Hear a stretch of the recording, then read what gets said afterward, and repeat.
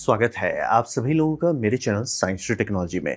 मैं अनुपम विपुल आप सभी लोगों का स्वागत करता हूं आज के शो साइंस थर्सडे में। आज हम लोग बात करेंगे हॉलो कोर फाइबर के बारे में।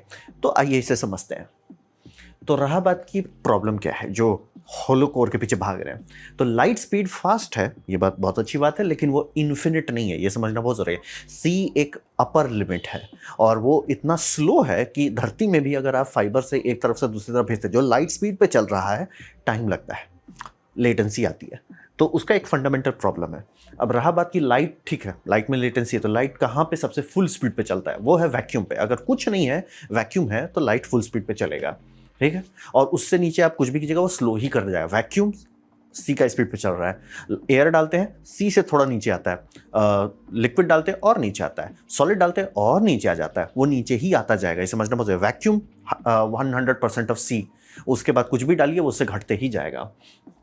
तो हिसाब यह है कि जो हम लोग फाइबर अभी यूज़ कर रहे हैं, जो ऑप्टिकल फाइबर हम लोग का मतलब यूज़ होता है रियल वर्ल्ड में, उसमें प्रॉब्लम है कि सिर्फ 70% स्पीड पे चल रहा है। लाइट का 30% स्पीड खाली वेस्ट हो रहा है, क्योंकि वो मतलब उतना उसमें रिफ्लेक्टिव इंडेक्स है ही नहीं कि वो फुल स्पीड पे पकड़ पाए। तो रहा बात की अगर एयर से कंपेयर करेंगे, यानी कि आप फाइबर, ये कई बार आप लोग सुन रहे होंगे, स्टारलिंक में भी बोला जा रहा है कि टेक्निकली अगर स्टारलिंक का वो लेज़र कम्युनिकेशन और उसके बीच का लेटेंसी कम रहे, तो स्टारलिंक एक्चुअली एक से दूसरे सैटेलाइट से बात कर सकता है ज़्यादा स्पीड से कंपेयर टू फाइबर। लेकिन हमको नहीं, उसमें इतना सारा कन्वर्शन स्टेप है कि उसका लॉस कौन काउंट करेगा। लेकिन ऑन पेपर आप ये कर सकते हो कि लेज़र टू लेज़र आप जा रहे हो, तो चूंकि वो लेज़र वैक्यूम में चल रहा है, वो फाइबर लेज़र से, ये फाइबर के थ्रू ज़्यादा स्पीड से पहुंचेगा। तो आप 70% स्लो हो जा रहे हैं, यानी फ़र्क पड़ता है। डिस्टेंस बढ़ाते जाइए, वो पेनल्टी बढ़ते चला जाता है।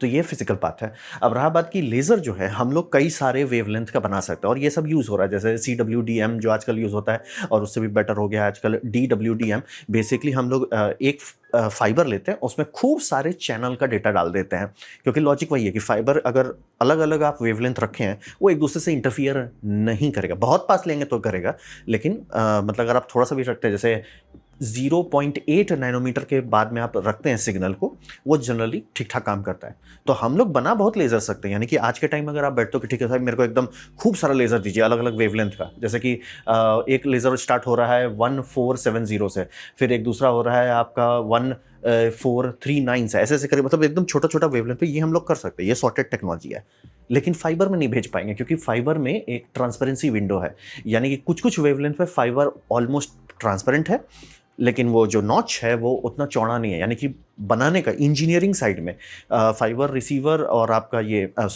लेज़र रिसीवर और लेज़र ट्रांसमीटर वो सॉर्टेड है। आप एक चैनल डालिए, 40 डालिए, 400 चैनल डालिए, वो सॉर्टेड है। फाइबर कैरी नहीं कर सकता, क्योंकि फाइबर का जो ट्रांसपेरेंसी विंडो, जो केमिस्ट्री हम लोग यूज़ करते हैं, उसका ट्रांसपेरेंसी विंडो उतना है ही नहीं। हम उतना चैनल ठूस ही नहीं सकते। तो वो एक फिजिक्स का लिमिट है, आप छेड़ नहीं सकते उसको। तो ये ट्रांसपेरेंसी का बात है। और फिर बहुत हाई ऑप्टिकल पावर आप भेजना कोशिश कीजिए, ठीक है, बहुत हाई ऑप्टिकल पावर भेज रहे हैं, प्रॉब्लम है कि फाइबर जले उससे पहले ही वो ये करने लगेगा, स्कैटरिंग वैटरिंग आने लगेगा, मतलब फिजिक्स का नॉन लीनियर इफेक्ट आके उसकी बैंड बजा देगा। तो अब फंडामेंटली जितना आप भेज सकते हैं फिजिकली, उससे बहुत नीचे रहना पड़ता है, तभी जाके सिग्नल स्टेबल रहता है। तो प्रॉब्लम है, जो फाइबर हम लोग यूज़ कर रहे हैं बहुत बढ़िया है, लेकिन उससे फिजिकल लिमिटेशन है। पहला आपका लाइट 30% स्लो है, फिर आपका वेवलेंथ का हमारे पास जितना ऑप्शन बनाने का है उतना हम लोग भेज नहीं सकते, और पावर पे भी लिमिट है कि अगर आपको हाई पावर लेज़र चाहिए किसी काम के लिए, वो नहीं जाएगा उसमें। तो रहा बात की हॉलो फाइबर कैसे कैरी कर लेता है। तो हॉलो फाइबर का दो टेक्नोलॉजी बनाया गया था। पहला था फोटोनिक बैंड गैप, यानी कि PBG, ये वाला इस तरह का जब भी कुछ देख रहे जैसे कुछ स्ट्रक्चर बना हुआ है, तो ये PBG है। तो ये बनाया जाता था वेवलेंथ के लिए कि सर हमको ये वेवलेंथ चाहिए। ये जो कैप्सूल्स हैं, कैप्सूल कहना गलत होगा, आप ये समझिए कि ये सारे जो हेक्सागॉन्स हैं, वो सारे बनाए गए थे कि सर कौन सा वेवलेंथ को आप रिफ्लेक्ट करना चाहते हो उसके हिसाब से बनाएंगे। तो हो क्या रहा है, इसमें हो रहा है डिस्ट्रक्टिव इंटरफियरेंस, ठीक है। लाइट जा रहा है एक सरफेस से जा रहा है, लेकिन आप देखिए उधर और सारे सरफेस है, मतलब आप एक ट्यूब में जाइएगा, सरफेस सरफेस सरफेस सरफेस, खूब सारे सरफेस हैं। ये सरफेस को ऐसे गैप में रखा गया है कि एक सरफेस दूसरे से डिस्ट्रक्टिवली इंटरफियर करता है। अब ये समझना बहुत जरूरी है। कई बार आप लोग यूट्यूब एनिमेशन देखिएगा, इधर देखिए, तो उसमें रहता है ना कि लाइट डिस्ट्रक्टिवली इंटरफियर किया, वो गायब नहीं हो जाता है। डिस्ट्रक्टिव इंटरफेरेंस होता है, बात सही है, लेकिन एनर्जी कहीं और चली जाएगी। Energy can not be created not destroyed. ऐसा नहीं कि लेजर आ रहा है आप भी लेजर मार रहे हो, उसको कैंसिल करते रहो, लेजर कहीं और चला जाएगा, लेकिन डिसअपियर नहीं होगा, energy can not be created not destroy. तो ट्रिक ये होता है, अगर आप ये वेवलेंथ इंटरफियरेंस ढंग से करते हैं, यानी कि डिस्ट्रक्शन आप ढंग से कर रहे हैं, दो ही पॉसिबिलिटी बचेगा। पहला पॉसिबिलिटी होगा वो रिफ्लेक्ट कर जाए, दूसरा प्रोबेबिलिटी होगी वो ट्रांसमिट करे। जैसे आपका लेंस लीजिए, कैमरा लेंस लीजिए, उसमें बहुत सारे ऐसे कोटिंग रहते हैं जो डिस्ट्रक्टिव इंटरफियरेंस करते हैं, लेकिन तब एनर्जी कहाँ जाती है, वो अंदर चला जाता है। लेंस के केस में आप वो चाहते हैं, फाइबर ऑप्टिक केस में आपको उसका उल्टा चाहिए। आपको चाहिए सर जितना भी डिस्ट्रक्टिव इंटरफियरेंस हो रहा है वो लाइट को बाहर निकाल दे, मतलब बाहर जाओ। तो होता क्या है कि ये सरफेस जो है आपका बिहेव करने लगता है परफेक्ट मिरर के तौर पे। तो ये होता है डिस्ट्रक्टिव इंटरफियरेंस ब्लॉक कर देता है लाइट पेनिट्रेशन को, और उसका पेनल्टी जो होता है वो होता है कंस्ट्रक्टिव इंटरफियरेंस इन बैकवर्ड्स डायरेक्शन। मतलब कि यहां आ रहा है, इस तरफ में आपका कंस्ट्रक्टिव इंटरफियरेंस हो रहा है, यानी कि ये ब्रैग ग्रेटिंग के तौर पे बिहेव कर रहा है। यानी कि फाइबर लेजर के अंदर जो हम लोग वो डालते हैं, एक्चुअल फाइबर लेजर की बात कर रहे हैं, उसमें कैसे किलोवाट का पावर इधर से उधर जा रहा है फाइबर जले बिना, ब्रैग गेटिंग उसको रिफ्लेक्ट करता है 100% इफिशियंसी पे, ऑलमोस्ट 99.9999 करके इफिशिएंट है। तो सेम वही है, ब्रैग ग्रेटिंग का इस्तेमाल करके करते हैं। तो ये बनाया गया पहली बार हॉलो फाइबर, बहुत रीसेंट है, मतलब मेरे जन्म के आसपास का ही 1990s के बाद में हुआ है, बहुत रीसेंट है। लेकिन ये बहुत सेलेक्टिव होता है, क्योंकि आप समझ सकते हैं कि ये कंस्ट्रक्टिव और डिस्ट्रक्टिव इंटरफियरेंस, और वो भी इतने सारे लेयर पे अगर आप कर रहे हैं तो बहुत सेलेक्ट होगा कि एग्जैक्टली यही वेवलेंथ पे काम करेगा, बाकी पे नहीं करेगा। इसमें वही पेनल्टी होता है कि इसमें बैंडविड्थ जो है, कितना चौड़ा आपका ट्रांसपेरेंसी विंडो है, कम है, क्योंकि सही वेवलेंथ पे बहुत बढ़िया काम कर रहा है, थोड़ा सा भी इधर उधर जाइए बोल जाता है। फिर इसमें ये होता है कि अगर बेंड किए, ये सीधा आउट ऑफ, मतलब ये सारे लेयर का गैप जो है चेंज होने लगता है, तो ये काम करना बंद कर देता है। तो गाड़ी इससे खुली गई थी, मतलब रिसर्च एंड डेवलपमेंट इससे हुआ, लेकिन आगे नहीं बढ़ पाया, क्योंकि फिजिक्स इसको नहीं पसंद करता है, मैन्युफैक्चरिंग इसको नहीं पसंद करता है। रियल लाइफ में बेंड कर दीजिए तो ये बोलता है हम नहीं काम करेंगे। तो इसको गाड़ी यहाँ से खोली गई, फिर से त्याग दिया गया। अभी हम लोग इस्तेमाल करते हैं ये मैजिक, जो इस तरह के फोटोज आपको खूब सारे देखने को मिलेंगे। तो यहाँ पे होता है, हम लोग जिसे कहते हैं anti resonant hollow fibre core. तो ये एंटी रेजोनेंस में ट्रिक ये होता है कि अब आपका हॉलो ट्यूब है, ठीक है, नॉर्मल है, कोई बात नहीं, उसमें कैपिलरीज लगाए गए हैं। कैपिलरी जो है बहुत पतला है, मतलब कि कैपिलरी का वॉल देखिएगा वो उतना पतला होता है जितना आपका एक बबल का सरफेस होता है। यहाँ पे ट्रिक हो रहा है फिजिक्स का, जिसे हम लोग कहते हैं थिन फिल्म इंटरफियरेंस हो जा रहा है। तो बेसिकली जैसे एक थिन फिल्म होता है ना, वो एक फिल्म में ही आपका ऑलमोस्ट कांच की तरह रिफ्लेक्ट कर दे रहा है, सेम यही कर रहा है, वो सीधे रिफ्लेक्ट कर दे रहा है। और उसमें फ़ायदा ये हो जाता है कि एक ही लेयर में आपका काम हो रहा है। यहाँ पे कई सारे लेयर चाहिए ब्रैग ग्रेटिंग में, इसमें थिन फिल्म इंटरफियरेंस में आपको कई सारे लेयर नहीं चाहिए। तो यहाँ से गाड़ी खोलेगा, और ये ज़्यादा बेटर है क्योंकि ये बेंड करने पे नहीं, मतलब इसका मैथमेटिक्स नहीं बिगड़ जाता है तुरंत। और फिर काफ़ी लोगों को नहीं सर बहुत बेंड करोगे तो वो भी बिगड़ेगा, तो आया कि ट्यूब के अंदर एक और ट्यूब डाल दो, उसके अंदर एक और छोटा कैपिलरी, सबको कैपिलरी कहते हैं, तो खूब सारे कैपिलरी, 3 कैपिलरी तक का तो मैंने ही देख लिया है कि मतलब आपका एक ट्यूब है कैपिलरी 1, ये सबसे पहला टेक्नोलॉजी था। अभी आपको वो मिलेगा कि एक ट्यूब है, मतलब जो हॉलो टनल है, टनल के ऊपर कैपिलरी है, कैपिलरी के अंदर एक कैपिलरी है, उसके अंदर एक छोटा कैपिलरी है। कैपिलरी इसलिए कि जहाँ बेंड करते हैं वो ऊपर वाला सरफेस नहीं ठीक से काम कर पा रहा है, उसके नीचे वाला सरफेस बोलेगा हम संभाल लेगा, वो भी नहीं संभाल पा रहा है, उसके नीचे वाला बोलेगा हम काम कर लेंगे। तो ये बहुत अच्छा इफिशियंसी देता है, और आपको ऑलमोस्ट वो फ्लेक्सिबिलिटी देता है जो एक नॉर्मल फाइबर में रहता है कि बेंड हो रहा है तो कोई खास दिक्कत नहीं है। तो ये थिन फिल्म पे करता है, एक ब्रैग ग्रेटिंग पे करता है, दूसरा थिन फिल्म पे करता है। कैसा थिन फिल्म? एग्जैक्टली जो बबल वाला होता है। और फिजिक्स क्या कह रहा है? फिजिक्स कह रहा है कि जब आप डिस्ट्रक्टिवली इंटरफियर करते हैं तो दो ही ऑप्शन होता है, या तो आप ट्रांसमिट कीजिए या तो रिफ्लेक्ट कीजिए। तो ये सारा ज्योमेट्री साइज पे होता है। इसमें ऐसा किया जाता है कि सर आप रिफ्लेक्ट हो जाओ ना, काहे ट्रांसमिट कर रहे हो, रिफ्लेक्ट हो जाओ, तो आउटसाइड वॉल से बाउंस करने लगता है। और इसमें चूंकि थिन एक ही लेयर पे काम हो जा रहा है, ये ब्रॉडबैंड है, यानी कि इसमें बहुत सारे स्पेक्ट्रम जाए जा सकते हैं और वो ट्रांसमिट हो जाएगा। एग्जैक्टली जैसे बबल का अब देखिए एक परत होता है, लेकिन रेनबो का सारा कलर क्यों दिखता है उसमें? वही ट्रिक है, वो बहुत ब्रॉडबैंड है। ये ब्रॉडबैंड नहीं है, ये महाशय ब्रॉडबैंड है। तो अभी आप जितनी बार भी सुनेंगे ब्रॉडबैंड हॉलो फाइबर, वो इसके बारे में बात हो रहा है। तो ये कोर फिजिक्स है कि हो क्या रहा है। आपने ट्यूब लिया है, ट्यूब के अंदर कैपिलरी डाले हैं, कैपिलरी कैसे रिफ्लेक्ट कर रहा है? वो रिफ्लेक्ट कर रहा है थिन फिल्म इंटरफियरेंस का इस्तेमाल करके, और उसके अंदर और ट्यूब्स डाल दिए जाते हैं ताकि जो थोड़ा मोड़ा ये हुआ है, क्या बोलते हैं, बाउंस करके अंदर घुस गया, उसको निकाल दिया जाता है बाहर, रिजेक्ट कर देते हैं। रहा बात किस ठीक है, आपने बोल दिया, बना दिया 90s में, लेकिन सर मैन्युफैक्चर कैसे कर रहे हो? तो हिसाब ये है कि एग्जैक्टली जैसे फाइबर मैन्युफैक्चर होता है, इंगेट जैसे लेके उसको स्क्वीज करके निकालते हैं। मैं बना रहा हूँ, आप मेरा वीडियो देख चुके हैं, मैं बहुत डिटेल में बनाया हूँ उसका वीडियो। तो सेम वही रहता है, प्री फॉर्म बनाया जाता है। अब इसको प्री फॉर्म कैसे बनाते हैं वो उन पे है। हाँ, यहाँ पे एक फ़ायदा है कि इसमें डोपिंग की ज़रूरत नहीं पड़ती है, यानी कि जो कोर है, कोर आपको हॉलो चाहिए। और मैं एकदम क्लियर था, हॉलो का मतलब ये नहीं कि उसमें कुछ नहीं है। कुछ ही डिज़ाइंस में लोग ट्राई किए वैक्यूम रखने का, लेकिन बात होता है कि वैक्यूम रखने पे उसमें प्रेशर पड़ता है, वो स्टेबल नहीं है। मतलब आप कर सकते हैं, फिजिक्स नहीं मना कर रहा है, लेकिन फचांग बढ़ जाता है। मतलब आपको स्ट्रक्चर में रीइंफोर्स देना पड़ेगा। दूसरा, उसमें प्रेशराइज्ड गैस डाला जाए, कोई भी गैस जो उनको पसंद आ गया है, वो जो उनका साइंस कहता है वो उसके हिसाब से गैस डाल दें। प्रॉब्लम है लीक करने का। फिर होता है कि जो सबसे कॉमन है उसमें सीधा एयर रहता है, वैक्यूम नहीं रहता है, एयर, नॉर्मल एयर रहता है। वो ज़रूरी है नहीं तो ये सब कैपिलरी कोलैप्स कर सकता है। इसीलिए जनरली आपको वैक्यूम वाला नहीं मिलने वाला है। बनाया जा सकता है, मैं एकदम क्लियर, साइंटिफिक कुछ काम कर रहे हैं तो मिल सकता है, लेकिन जनरली वैक्यूम नहीं मिलेगा। प्रेशराइज वाला, उसमें भी वही दिक्कत है कि फ्राजाइल हो जाता है, बस अंदर टूटने की जगह बाहर टूटेगा, लेकिन यूज़ होता है, कुछ कुछ केसेस में उसको प्रेफर किया जाता है। तो जनरली ये जो आप ग्लास देख रहे हैं ये प्योर सिलिका ग्लास होता है, यानी कि SO2 बन के बनाया जाता है, प्योर सिलिका ग्लास है। इसमें डोपिंग नहीं करना होता, क्योंकि मेन काम जो हो रहा है आपको हॉलो चेंबर कर रहा है। हॉलो चेंबर में आपको जो गैस बाद में डालना डाल सकते हैं। तो ये रहता है। अब रहा बात कि यहाँ फॉर्म तक आप बना लिए, ठीक है, इसको आप केमिकली वेल्ड कर दिए, ठीक है, बल्ले बल्ले। और इसमें अगर एचिंग उचिंग करना है तो फ्लोराइड का इस्तेमाल करके एच कर देते हैं। चलो ठीक है, सब हो गया। सर उसको आप ड्रॉ कैसे करोगे, खींच के लंबा कैसे करोगे?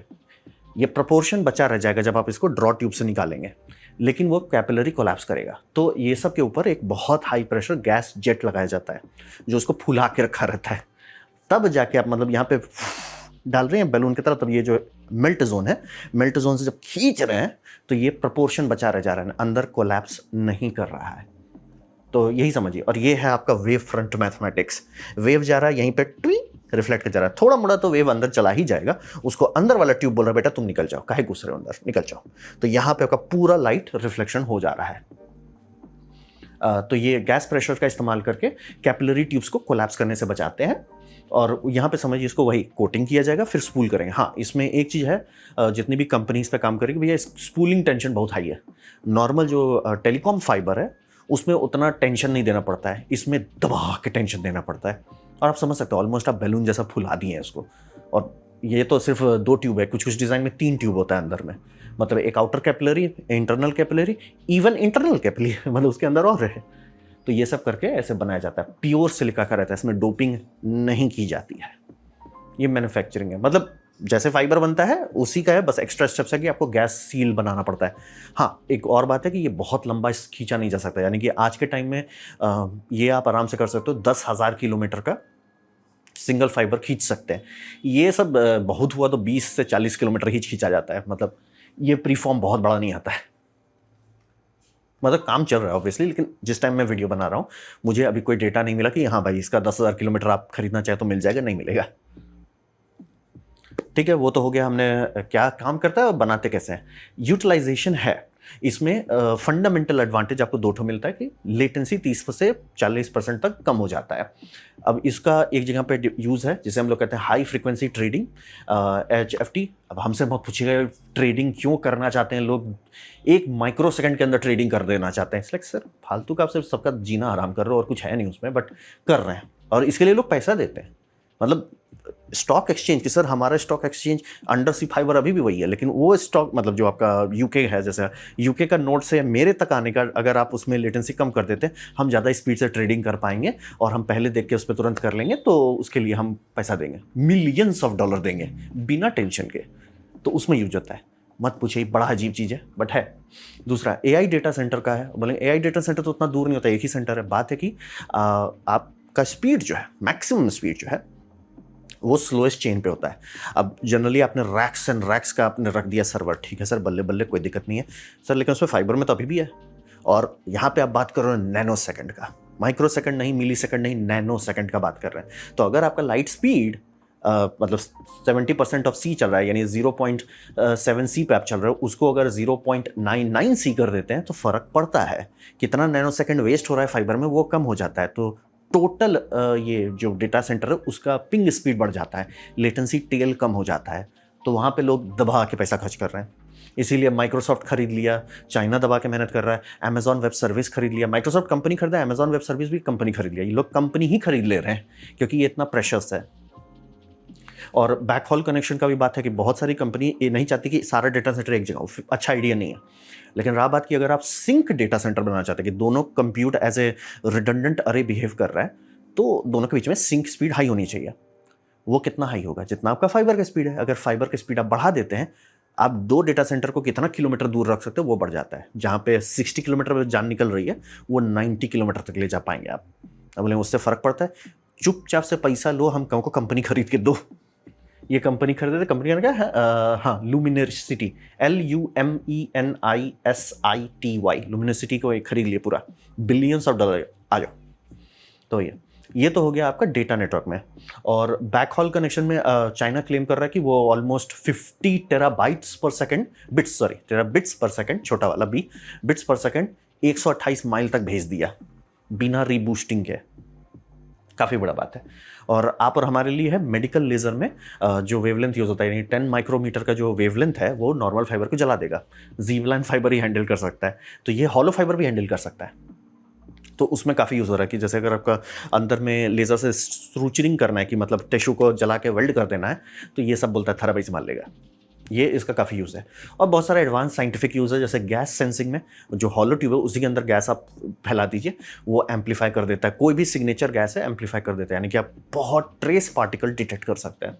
क्वांटम ऑप्टिक्स में भी यूज़ हो रहा है वो, लेकिन वो हाई लेवल पर पहुँच जाता है। तो यूज़ है, मैं एकदम क्लियर। फिजिक्स में भी यूज़ है, इंजीनियरिंग में भी यूज़ है, मेडिकल तो दबा के खरीद रहे हैं, और डेटा सेंटर्स वाले तो सीधे चुपचाप से पैसा लो, कंपनी खरीदो। अमेजॉन वेब सर्विस कह रहा है कि जितना इनका डिमांड है उतना वर्ल्ड का प्रोडक्शन ही नहीं है ही नहीं वर्ल्ड में प्रोडक्शन।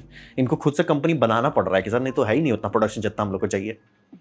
तो यूटिलाइजेशन है, उसमें आपको टेंशन नहीं लेना है। आने वाले मतलब 10 से 20 साल में लोग इस पर खूब खर्च करेंगे। तो रहा बात भविष्य में क्या होगा, तो यहां समझिए टेक्नोलॉजी में पोटेंशियल बहुत है, ठीक है, बढ़िया बात है। लेकिन फिजिक्स में एक दो चीज लिमिट करता है, जैसे कि इसमें ये ज़ीब्लाइन से अभी भी लॉन्ग डिस्टेंस नहीं बीट कर सकता। तो बोलेंगे ये क्या बात है, जब कुछ है ही नहीं तो ज़ीब्लाइन से क्यों नहीं बीट? ज़ीब्लाइन जो है लाइट को एक सरफेस के अंदर रखा हुआ है, ठीक है, आपका कोर है, उसके ऊपर क्लैडिंग है, काम खत्म। जब आप इसमें बात करें, जो कैपिलरी ट्यूब रखे हैं उसमें सरफेस रफनेस है, उसका सरफेस एक मतलब स्ट्रॉन्ग ड्रॉ नहीं कर रहे हैं आप उसको, आप उसमें एयर प्रेशर डालें तो उसमें थोड़ा सा वेवीनेस होता है, और वो कुछ किलोमीटर फर्क नहीं पड़ता। लेकिन जहाँ 10 किलोमीटर 20 किलोमीटर तुरंत वो दिखा देता है अपना मतलब पेनल्टी दिखाने लगता है।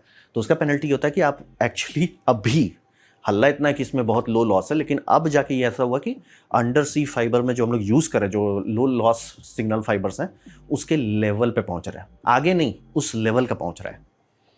तो जो सपना है ज़ीब्लाइन का, जो सपना है कि सर हम आप समुंदर का एक साइड से दूसरे साइड चले जाइए और एक भी रिपीटर नहीं लगेगा, वो ये नहीं कर सकता, फिजिक्स अलाउ नहीं करेगा। ये जो इसका सरफेस रफनेस की स्कैटरिंग हो रही है वो पाइलअप कर जाएगा, नहीं होगा। फिर अब मान लीजिए आप इसको लेके ये सोचते हैं कि ठीक है नहीं जाएगा, लेकिन अगर हम एम्पलीफाई कर लेते हैं तो काम हो जाएगा। बात है कि तब आप सोचोगे कि ठीक है अगर हम ये लगा रहे हैं तो एम्पलीफायर्स जो मेरा रिसीवर और ट्रांसमीटर है उसमें चैनल बढ़ा देते हैं। वो भी नहीं कर सकते। क्यों नहीं कर सकते सर? ये फाइबर डोप्ड एम्पलीफायर जो है, इथेरियम डोप्ड फाइबर एम्पलीफायर जो हम लोग यूज़ करते हैं अंडर सी फाइबर वाले में, ये ब्रॉडबैंड नहीं पचा सकता, और ये फाइबर हॉलो नहीं होता है। तो मतलब कि अभी हमारे पास वो टेक्नोलॉजी नहीं है कि फाइबर आया हॉलो फाइबर, उसमें ब्रॉडबैंड डेटा आया, ब्रॉडबैंड डेटा एम्पलीफाई होकर निकल गया, वो अभी नहीं है। तो ये एक अभी समस्या है, सीरियस समस्या है कि अगर आप बिना एम्पलीफायर का सिग्नल भेज, इसीलिए चाइना मेहनत कर रहा है कि बिना एम्पलीफायर के करोगे, एम्पलीफायर है ही नहीं, आप ब्रॉडबैंड बना दिए। आप हाँ भाई, जहाँ पे आप नॉर्मल मान लीजिए 40 चैनल भेज रहे हैं, वहाँ 40 की जगह 400 चैनल डाल रहे हैं, ठीक है सर, अति बल्ले बल्ले। सर एम्पलीफाई कर ही नहीं सकते, एम्पलीफायर है ही नहीं उसके लिए जो लाइट स्पीड पर उसको एम्पलीफाई कर सके। मतलब ब्रॉडबैंड एम्पलीफायर हमारे पास नहीं है। ये यूथेरियम डोप्ड फाइबर है, सॉर्टेड है, लेकिन वो वेवलेंथ बहुत टाइट है, तो ये एक लिमिटेशन है। फिर अब बात करते हैं कि जो स्प्लाइसिंग है, दो फाइबर को जोड़ना, यानी जो हम लोग ये करते हैं, ये बहुत महंगा है और उतना अच्छा नहीं है। वो जो कैपिलरीज हैं वो कोलैप्स कर जाते हैं, तो जो लॉस बनता है वो पाइलअप कर जाता है, और चूंकि एक तो बहुत लंबा आप बना नहीं सकते, तो ये अभी लिमिटेशन है इस टेक्नोलॉजीज पे। जैसे मेडिकल वाले तो चुपचाप से, उनका है कि चुपचाप से पैसा लो हमको दे दो, ठीक है। रिसर्च डेवलपमेंट वाले चुपचाप से पैसा लो हमको दे दो। शॉर्ट डिस्टेंस जैसे एआई डेटा सेंटर्स के अंदर हो या data centre to data centre, जब तक डिस्टेंस कम है, चुपचाप से पैसा लो हमको दे दो। अंडर सी फाइबर में कोई इसको नहीं छुएगा, क्योंकि टेक्निकली अभी भी आप किसी कंपनी के पास जाके नहीं बोल सकते हमको इतना बड़ा दो जो अंडर सी फाइबर से भिड़ जाए, क्योंकि दे भी दिए मान लीजिए बना के, एम्पलीफाई कैसे करोगे? तो एम्पलीफायर है ही नहीं तो फायदा नहीं है। तो कॉन्टेक्स्ट है कि मतलब इसको अभी पकने में टाइम है। पहला तो बहुत लंबे लंबे फाइबर्स बनने लगे, पहला वो हो। दूसरा है कि आपका उसके लिए ब्रॉडबैंड एम्पलीफायर हो तो हम लोग देख सकते हैं, क्योंकि वो एक भले आपका वो ज़ीब्लाइन वाला फीचर नहीं देगा कि कोई एम्पलीफायर ही नहीं हो, लेकिन ये तो दे देगा कि खूब बैंडविड्थ बढ़ा दो। एक फाइबर जो आपका मान लीजिए 1 पेटाबाइट पर सेकंड ले जा पा रहा है, वो 10 पेटाबाइट्स पर सेकंड ले जा पाएगा। तो वो ज़रूर होगा, बट अभी पका नहीं है। मतलब ये एम्पलीफायर पे किसी इंजीनियर को मेहनत करना है कि ठीक है सर हम ब्रॉडबैंड खाएंगे, ब्रॉडबैंड एम्पलीफाई करेंगे और फिर से भेजेंगे। और स्प्लाइसिंग में भी मतलब ये स्प्लाइस एकदम प्रेफर ही नहीं करता है। आप मार कर लीजिए, ये सब है, बहुत महंगा मशीन है स्प्लाइसिंग वाला। नॉर्मल फाइबर स्प्लाइसिंग फ्री है, टिकट एंड गो। ये सब स्प्लाइसिंग का मशीन का दाम देखिएगा, बोले सर ज़्यादा दाम है। तो है, पेनल्टी है कि सारा चीज़ सॉर्टेड अभी नहीं है, लेकिन काम चल रहा है। तो ये था मेरा प्रेजेंटेशन इसके बारे में, हॉलो फाइबर कोर के बारे में। उम्मीद करता हूँ आपको अच्छा लगा, कुछ सीखने मिला, कुछ समझ में आया। अगर ऐसा है लाइक कर, दोस्तों का शेयर कर दो, उससे मेरा काफ़ी बड़ा होगा। एंजॉय किए तो हाइप कर दीजिए, नहीं अच्छा लगा, नहीं पसंद है, कोई बात नहीं है, आप डिसलाइक दबा सकते हैं। मैं कहूँ डिसलाइक 2 बार दबाएं, उससे मुझे पता चलो कितना ना पसंद हुआ है। मैं आपसे कहूँ कमेंट लिखें, मैं हर कमेंट को पढ़ने की कोशिश करता हूँ। आपसे कहूँ सब्सक्राइब कीजिए, बेल दबाइए, फ्री है तो आपने वीडियो देखा, जान के मुझे बहुत खुशी हुई। धन्यवाद।